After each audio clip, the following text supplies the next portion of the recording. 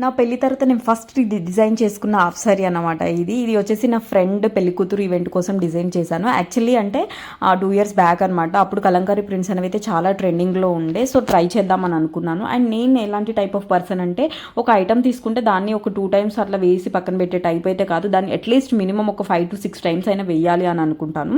So అలా ఆలోచిస్తుండే ఇంకా ఆన్లైన్లో చాలా సెర్చ్ చేశాను, ఇన్స్టాగ్రామ్లో అలా చాలా ఎక్కువ ప్రైజెస్ ఉండే. సో ఇంకా అలా అయ్యేలా లేదు అని చెప్పేసి అయితే నేను జనరల్ బజార్కి షాపింగ్కి వెళ్ళాను. సో అక్కడ నేను ఒక శారీ పిక్ చేసుకున్నాను. ఇది వచ్చేసి నాకు శారీ 450 rupees పడింది.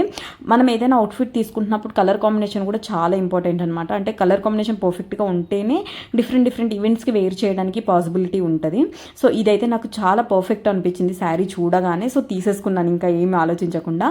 ఇంకా అక్కడే దానికి కావాల్సిన దుప్పట్టా కూడా నేను డై చేయించుకున్నాను.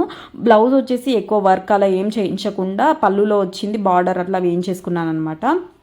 సో చాలా బాగా అనిపించింది లుక్ అయితే ఓవరాల్గా. అండ్ నెక్స్ట్ డై అనేది చేయించినప్పుడు కూడా నేను రెగ్యులర్గా ఒకటే కలర్లో అట్లా చేయించకూడదు అని చెప్పేసి అయితే దీన్ని డ్యూయల్ షేడ్లో చేయించుకున్నాను, ఆఫ్ అండ్ ఆఫ్ అట్లా వచ్చేలాగా. చాలా బాగా అనిపించింది ఇట్లా డిఫరెంట్గా ట్రై చేయడం అనేది అయితే.